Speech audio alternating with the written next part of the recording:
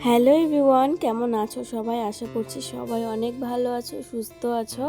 তো আমরাও কিন্তু অনেকটাই ভালো আছি। আমি একটু খারাপ আছি। তো চলো আজকে ব্লগটা স্টার্ট করছি সকাল থেকে। সকালে উঠে দেখো আমি আগে চা বানিয়ে নিলাম। তো দেখো সুন্দর করে চা ঢেলে নিয়েছি। আর বাইরে কিন্তু বৃষ্টি হয়েছে। তো রাত থেকে বৃষ্টি হয়েছিল। তো এখন একটু বৃষ্টিটা কমেছে, তাই দেখো মা লক্ষ্মীকে নিয়ে একটু মাঠে বেঁধে দিচ্ছে, তাহলে ঘাস খাবে আর কি। আর সারাদিন তো কয়েকদিন ধরে বৃষ্টি পড়েই যাচ্ছে। আর এই ভিডিওটা কিন্তু আজকের না, এই ভিডিওটা অনেক দিন প্রায় হয়ে গেছে। তো দেখো ভাই আসছিল বোন শাড়ি পরবে, তো শাড়ি নেওয়ার জন্য। তো আমি ওকে দিয়ে দিলাম শাড়ি আর একটা ব্লাউজ প্যাকেটে করে নিয়ে চলে গেল। তো এতটুকু ভিডিওতে কি বলবো না বলবো সবটা বলে উঠতে পারছি না। তো যাই হোক, যতটুকু পারছি বলবো। তো আমার কি হয়েছিল সেটা অবশ্যই বলবো। তো চলো তার আগে বিছানাটাকে গুছিয়ে নিই। তো আমি টমের সাথে একটু খেলা করে দেখো এখন বিছানাটা সুন্দর করে পরিষ্কার করে গুছিয়ে নিচ্ছি। আর আমার কথা বলতে একটু অসুবিধা হচ্ছে, ভয়েসটাও একদম খারাপ হয়ে গেছে। এখন তো তবু ঠিক আছে, কয়েকদিন তো 3-4 দিন কথাই বলতে পারিনি, এমন অবস্থা হয়ে গেছিলো। এখনও এক সাইডে গাল ফুলে আছে, গলা ব্যথা, অনেক অসুবিধা। তো অনেকে তো দেখেছো শর্ট ভিডিওতে যে আমি স্যালাইন লাগিয়েছি, বাড়িতে স্যালাইন দেওয়া হয়েছে। তো কয়েকদিন ধরে আমার শরীরটা খুব খারাপ ছিল। এমনিতে তো শরীর খারাপ আমার অনেক, 2-3 মাস হয়ে গেছে। মাথা ব্যথা, চোখ ব্যথা কয়েকদিন থেকে বেশি হয়েছে আর কি জিনিসটা। তো এই কয়েকদিন হয়েছে, 3-4 দিন হলো মনে হয়। তো আমার না ফট করে সকাল থেকে আর কি হাত পা অবশ হয়ে যাচ্ছিল। আর এত শরীরটা দুর্বল হয়ে গেছিলো যে আমি উঠতে পারছিলাম না বিছানার থেকে। শুধু একদম ভিতর থেকে না মনে হচ্ছে যে বুকটা ফেটে যাচ্ছে, কান্নায় আমি একদম ভেঙে পড়েছিলাম। আর শরীর তো একদম অবশ হয়ে গেছিলো, হাত পা কিচ্ছু কাজ করছিল না। তো তারপরে বাড়িতেই স্যালাইন লাগানো হয়েছিল, হাসপাতালে নিয়ে যায়নি। হাসপাতালে থাকার লোকও নেই সেরকম, আর হাসপাতালে গিয়ে তো অতটা কিছু লাভ হয় না। আর এখন হাসপাতালের যে অবস্থা, তার জন্য বাড়িতেই কিন্তু স্যালাইন লাগানো হয়েছে। এখন ওষুধ টষুধ খাচ্ছি, মোটামুটি এখন ঠিক আছি। তো গলার একটু এখন প্রবলেম আছে, ব্যথা সর্দি কাশির জন্য। তো তারপরে জ্বর ধরেছিল আমার। স্যালাইন দেওয়ার পরের দিন সকাল থেকে আর বিছানা থেকে আমি উঠতে পারি না, এত জ্বর ছিল। তো এখন 2-3 দিন ওষুধ খাওয়ার পরে ঠিক আছি আর কি। আর এই ভিডিওটা কিন্তু অনেক আগে।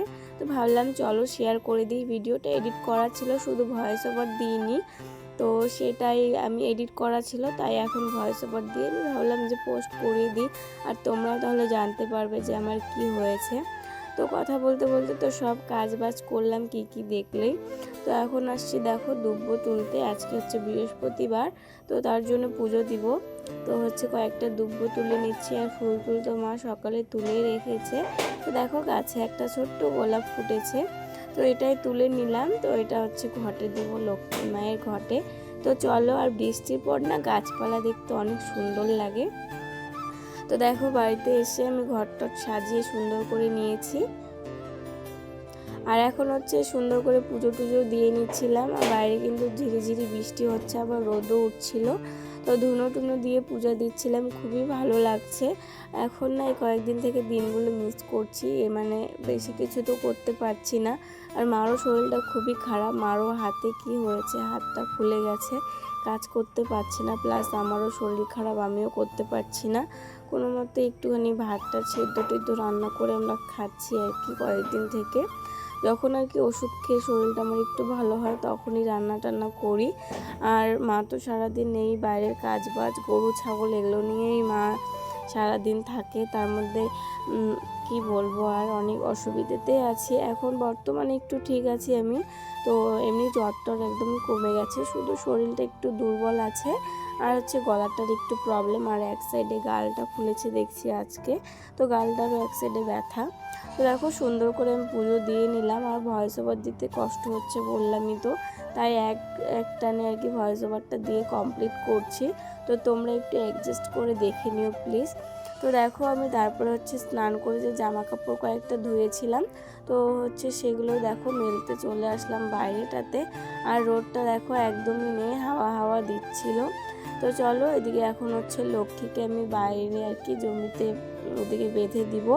এতক্ষণ হচ্ছে জল টল খাইয়েছি, তাই আর কি আবার এখানে নিয়ে চলে এসেছিলাম।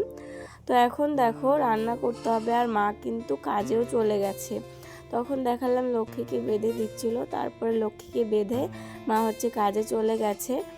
তো বৃষ্টিটা যেহেতু নেই তার কারণে কাজে গেছে, আর আমি হচ্ছে রান্নাও করিনি সেরম। তো সকালে চা খেয়েছি দেখলেই, তাই এত খিদে পেয়েছিল। তো দেখো ওদিকে ভাত বসিয়ে দিয়েছি, আর এক সাইডে হচ্ছে বেগুন আলু কেটে হচ্ছে তরকারি বানাচ্ছি দেখো। তো এখন হচ্ছে দিয়ে দিলাম, তো একটু মাখা মাখা করে তরকারি বানাবো, আর সাথে হচ্ছে পাঁপড় ভেজে নিয়েছি, তো সেগুলো দিয়ে খাওয়া হয়ে যাবে।